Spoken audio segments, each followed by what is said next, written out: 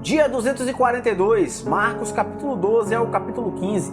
O capítulo 12 apresenta uma série de interações entre Jesus e as autoridades religiosas, destacando o confronto entre sua autoridade e o entendimento das Escrituras.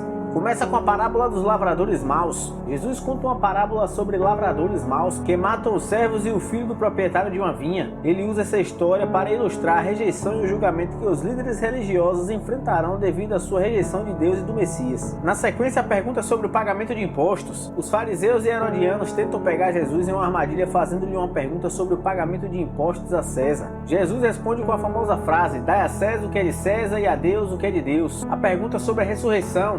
Os seus que não acreditavam na ressurreição apresentam a Jesus um cenário hipotético envolvendo a lei levirática. Ele responde explicando que na ressurreição as regras terrenas não se aplicam, pois todos serão como os anjos de Deus. O maior mandamento. O escriba pergunta a Jesus qual é o maior mandamento e Jesus responde resumindo a lei em 2 mandamentos: amar a Deus com todo o coração, alma, mente e força, e amar ao próximo como a si mesmo. Jesus pergunta por que os escribas chamam o Messias de filho de Davi, embora Davi mesmo o chame de Senhor no Salmo 110. O capítulo 13 é conhecido como o discurso do Olivete e contém os ensinamentos de Jesus sobre os últimos dias, a destruição do templo de Jerusalém e o seu retorno. Jesus, enquanto olha para o templo, prediz que não ficará pedra sobre pedra e que ele será destruído. Isso choca os discípulos que lhe fazem perguntas sobre quando isso acontecerá. Jesus adverte sobre falsos messias, guerras, terremotos, perseguições e a propagação do evangelho antes da sua segunda vinda. Ele aconselha vigilância e fidelidade, pois ninguém sabe o dia ou a hora de sua vinda. Jesus compara sua segunda vinda ao dono de uma casa que volta inesperadamente e exorta todos a estarem prontos. Jesus compara os sinais dos tempos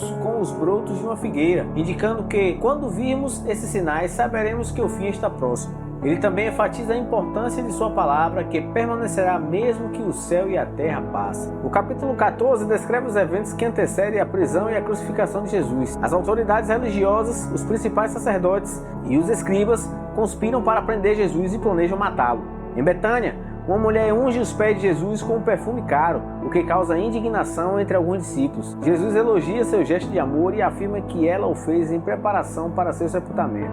Jesus celebra a Páscoa com seus discípulos, instituindo a Santa Ceia, onde o pão representa seu corpo e o vinho o seu sangue. Ele prevê a traição de um dos discípulos. Jesus vai ao jardim do Getsêmani para orar e enfrentar uma profunda angústia antes da sua prisão. Ele pede a Deus que, se possível, afaste dele o cálice da crucificação, mas conclui submissamente que seja feita a vontade de Deus. Judas Iscariote traz Jesus, levando as autoridades até ele. Jesus é preso e levado diante do sumo sacerdote e do sinédrio. O capítulo 15 descreve os eventos que levaram à crucificação e à morte de Jesus. As autoridades religiosas entregam Jesus a Pilatos, governador romano, acusando-o de blasfêmia e rebelião contra César. Pilatos, após questionar Jesus, não encontra culpa nele, mas a multidão pede a libertação de Barrabás, um criminoso, em vez de Jesus. Os soldados romanos zombam de Jesus, coroando-o com espinhos e vestindo-o com um manto escarlate. Eles agridem e o escarnecem como rei dos judeus. Jesus é levado para o local da crucificação, onde é pregado em uma cruz entre 2 criminosos. Sua crucificação é testemunha por muitos, incluindo Maria, a mãe de Jesus,